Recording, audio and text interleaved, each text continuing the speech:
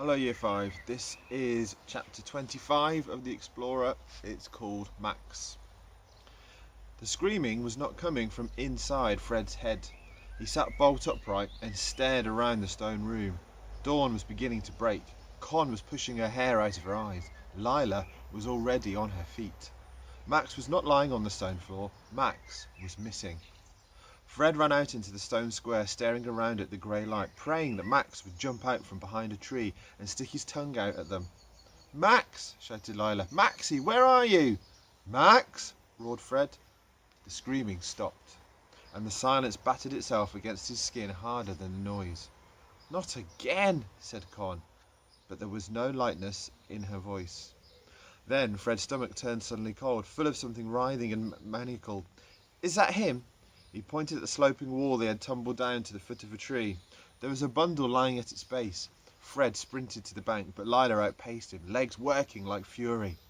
Max lay in a ball. He was shaking, his spine convulsing against his shirt, and his breathing was rough and erratic. "Max," said Lila. "Max, are you hurt? Can you hear me?" Her hair fell over her brother's face. "Say something!" Max moaned and shook. His lips formed shapes, but he spoke no words. "What's wrong with him?" said Con. "I don't know." Lila gathered up his arms and legs and little body and stumbled forward. "I don't know. Come on." She tripped on a rock and nearly fell on top of him. Fred held out his arms. "Shall I carry him?" "No." She held Max tighter. "Where's the explorer?" she said desperately. Her eyes raked the city. "He'll be working behind the vine curtain," said Fred. Lila turned, shouting as she ran. "Explorer! Hey, you! Where are you?" Bacca was tangled in her hair, clutching at her neck with both arms. She didn't seem to realise the sloth was there. Fred ran after her, followed by Con, who slipped in the rain that glistened on the stones, scrambled up, her knees bleeding, and sprinted faster. Fred reached the vines ahead of Lila and began to push them away, fighting through the dense wall to where he'd seen the explorer disappear. "Help!" he called. "Are you here? It's an emergency." His voice sounded very small and thin. The vines parted and the explorer stared out. His face was black with anger. "What did I say to you about this place?" "Shut up!" Lila whipped to face him. Max cradled against her chest, her fingers clawing at his skin to hold him as he shook. "Max is sick. You help my brother or I'll kill you." The explorer's anger vanished. "What happened? Is he dead?" Lila let out a roar, a noise the like of which Fred had never heard. It had blood in it. Saliva flew from her mouth and she backed away. "No! No! Don't you dare come near him if you're going to say he's dead." She stood, the tallest 4'10" Fred had ever seen, the sloth still on her shoulder like a bird on a pirate king. She blazed. "I apologise. I was startled," said the explorer. "He's not dead. Here, give him to me." Tears poured down Lila's cheeks as she lowered Max into the explorer's arms. "Get a branch from the fire. I need more light," he said. Fred ran to fetch a torch. Lila stood over them, unblinking.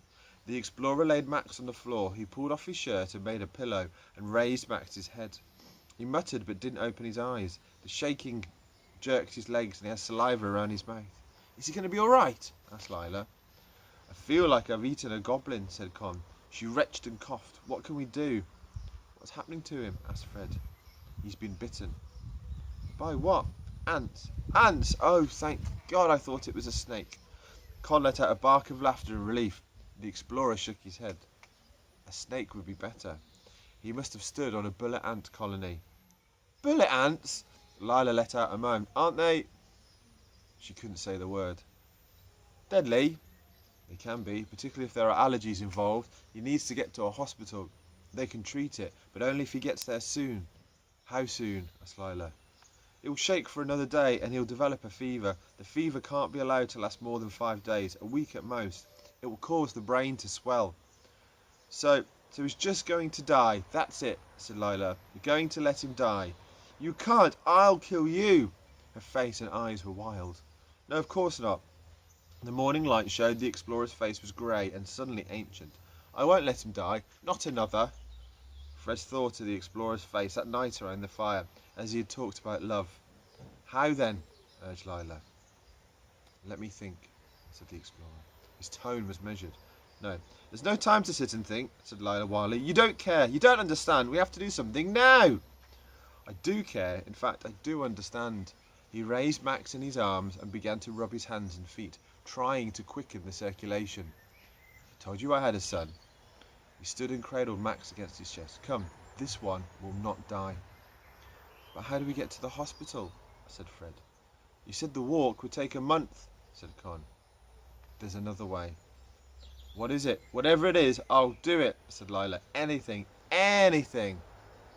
You fly.